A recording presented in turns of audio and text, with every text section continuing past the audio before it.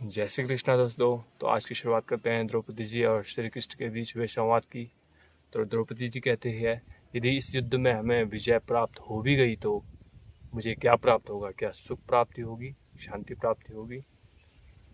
तो आप इससे पहले मैं इसका जवाब देने से पहले मैं आप सभी से एक सवाल पूछना चाहता हूँ। क्या आप सभी लोग या हम सभी लोग किसी कर्म को करते हैं तो उसकी फल की इच्छा रखते हैं या कुछ और है? यदि कोई द्वेष भावना के तरीके से हम फल की प्राप्ति या उससे बदला लेने की कोशिश करते हैं, या अपने अयोध्या को याद करके उसको फल देने की बात करते हैं, या उसके पीछे कुछ और कारण रहता है जो हमारे सनातन धर्म में बताया गया है। परंतु उससे पहले मैं आपसे ये बता देना चाहता हूँ, श्री कृष्ण के द्वारा दिया गया जवाब द्रौपदी जी को। श्री कृष्ण जी ये बात बताते हैं कि मैंने कब कहा था कि सुख की प्राप्ति के लिए ये युद्ध हो रहा है, या किसी की धन प्राप्ति के लिए, या कुछ और प्राप्ति करने के लिए। श्री कृष्ण जी कहते हैं कि आने वाली पीढ़ी के लिए ये युद्ध होना आवश्यक है। जो महाभारत हुआ है, आप सभी को ज्ञात होगा कि इसमें जितने भी कर्तव्य कृत हुए थे, उसके पीछे कर्म या मर्म जो था वो क्या था। हो सकता है आप सभी को मौखिली पता होगा, परंतु इसके पीछे जो कारण है वो आप सभी को जानने योग्य है और आवश्यक, बहुत ज़रूरी है।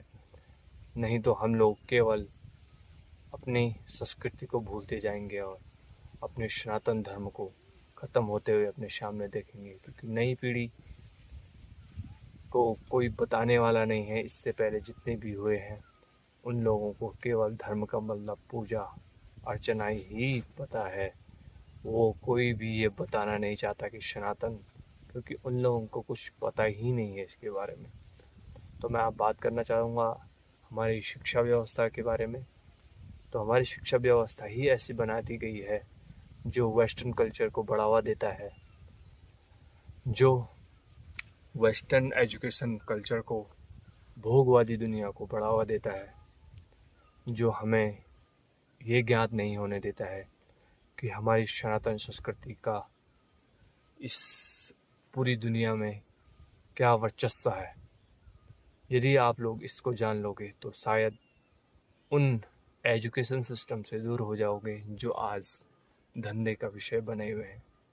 आप सभी को इससे पहले मैं बता देना चाहता हूँ कि हमारी एजुकेशन सिस्टम ही सारी गैर संवैधानिक है।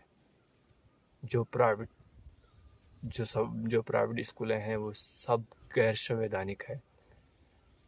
इसके पीछे मैं आगे किसी और वीडियो में बताऊंगा, परंतु ये जान लीजिए ये केवल धंधा करने का एक अड्डा जैसा बना हुआ है, जो वेस्टर्न कल्चर ने लाया है इसलिए था कि हम अपनी संस्कृति को, हम अपने मर्म को और कर्म को जान ही ना पाए। हम अपने सनातन धर्म को या सनातन संस्कृति के जड़ को या उसको समझ ही ना पाए।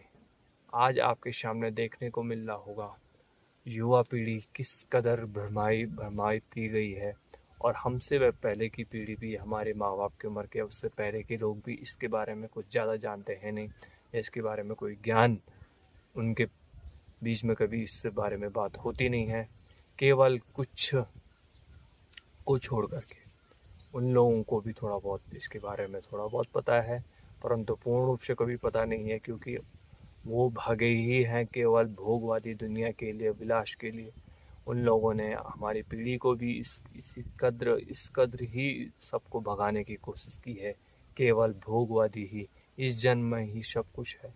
परंतु यदि आप सनातन धर्म में भी सनातन को समझते हैं या मानते हैं या जानते हैं, तो आप सभी को ये जानना जरूरी है कि जो पूर्व जन्म है उस सभी में जो बिलीव करने वाले लोग हैं वो सनातनी ही हो सकते हैं। जो भोगवादी दुनिया है वो केवल ये मानते हैं कि 4 दिन की ज़िंदगी है, इसको जितना भोग सकें तो भोग लो। इससे पहले आज तक ना एक एजुकेशन सिस्टम में हमारे पास है और इसको न देने की कोशिश की गई है, और अभी भी इसके प्रति कोई जागरूकता है नहीं, जिस कारणवश हमारी पीढ़ी हमारे सामने बर्बाद होती हुई दिखाई दे रही है, उसमें हम भी शामिल हैं और हमसे पहले की पीढ़ी भी शामिल है। तो मैं ये बता देना चाहता हूँ, यदि हम अपनी सनातन संस्कृति को ज़िंदा रखना है, इससे पहले मैं आपको ये बता देना चाहूँगा कि सनातन हमेशा के लिए ही, सबके लिए ही एक समान है। कोई धर्म, कोई पंथ इसको अपने आगोश में नहीं ले सकता है, क्योंकि सनातन का मतलब ही सत्य होता है। अगर सत्य के प्रति अब हम अडिग नहीं रहेंगे तो हो सकता है हमारी संस्कृति का विनाश होना तय है। परंतु इसके प्रति आज जो कार्यरत लोग हैं, इसके प्रति जो जागरूक लोग हैं, वो कुछ ना कुछ करने की कोशिश कर रहे हैं अपने तरफ से, और हम सभी युवा पीढ़ी को इसके प्रति जागरूक होने की आवश्यकता है। नहीं तो हम कर्म से भी जाएंगे, मर्म से भी जाएंगे और धर्म से भी जाएंगे। क्योंकि अभी जो लोग समाज में बातें कर रहे हैं, केवल कुछ वस्तु तो पकड़ने की कोशिश की है और उसी को धर्म और कर्म मानते हैं, वो शुरुआत हो सकता है। परंतु जितने भी हमारे पूर्वज हैं, उन्होंने इसके प्रति कोई संवेदनशीलता नहीं दिखाई, जिसका जो हमें कारण दिखाई देने लग गया है सामने युवा पीढ़ियों में, वो किस कदर गलत राहों पे जाने पे लगी हुई है। अब गलत राहों की बात की जाए तो बचपन से ही बच्चे ऐसे नशों के आदी हो जा रहा है, जिससे वो अपने सनातन संस्कृति के बारे में समझ नहीं पाएगा, जान नहीं पाएगा। और इसी के प्रति आपको जागरूक होने की आवश्यकता है, नहीं तो हम उन उन 5 चरणों में जाने की कोशिश करेंगे जो कलयुग के 5 चरण हैं। यदि हम उन 5 चरणों में प्रवेश कर गए तो हमें कोई बचा नहीं सकता है। इस पृथ्वी का, इस इंसानी जीवन का विनाश होना तय है। और इसी इंसानी जीवन में भगवान ने हमें इंसानी जीवन दिया ही इसलिए है कि हम कर्म और मर्म को जान पाए, धर्म को जान पाए। नहीं तो सारा इसके अलावा जितनी भी इंसानी जीवन के प्रति जो इंसानी जीवन के अलावा जितने भी जीवन है, वो सब भोगवादी की हिसाब से चलती है। और इंसानी जीवन ऐसा है जिसमें बौद्धिक विकास दिया है, बौद्ध का विकास दिया हुआ है। इसीलिए ब्राह्मण का यहाँ पे जिक्र हुआ था हमारे वेदों में, पुराणों में, कि ब्राह्मण वही है जो बौद्धिक विकास के बारे में बताए, जो बौद्धिकता के बारे में बताए, इस भौगोलिक स्थिति के बारे में बताए, इस भौतिक गुणों के बारे में बताए और उसको अनुसरण करने के बारे में बताए। ना कि केवल आज की तरह केवल कमाई का धंधा जो इन्होंने बनाया हुआ है। और ब्राह्मण कहलाने वाले अपने आप को, उनको तो ज़्यादातर लोग ब्राह्मण का मतलब भी नहीं पता। इस ब्रह्मांड का ज्ञान तो दूर की बात है। और इस समाज में एक और भी कड़ी है जो शुरुआती दौर में बचपन से बच्चे के सामने होती है, वो है माँ बाप। यदि माँ बाप गुरु की तरह काम नहीं करेंगे, कार्य नहीं करेंगे, तो उसका बर्बाद होना तय सा मान लो।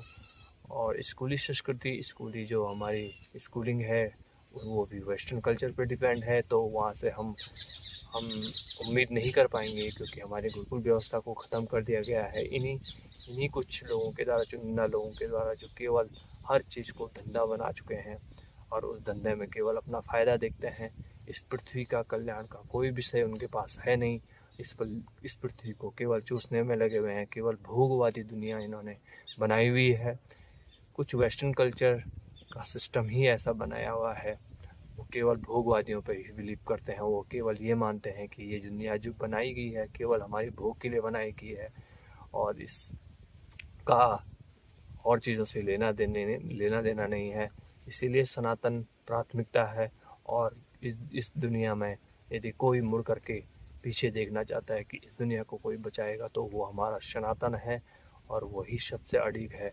यदि हम इसको जान नहीं पाएंगे, हमने अपने वेदांतों के बारे में नहीं पढ़ेंगे, उपनिषदों के बारे में नहीं पढ़ेंगे, रामायण और हमारे महाभारत जितने भी कायाकल्प है उनके बारे में नहीं पढ़ेंगे, तो हो सकता है आने वाले समय में हम इनकी से दूर होते जाएंगे और हम भोगवादी दुनिया में प्रवेश करते जाएंगे। इसलिए हमें अपनी संस्कृति को बचाना है, तो हमको अपने आप पे बिलीव करना होगा, अपनी संस्कृति पे बिलीव करना होगा, हमें अपने सनातन धर्म पे बिलीव करना होगा।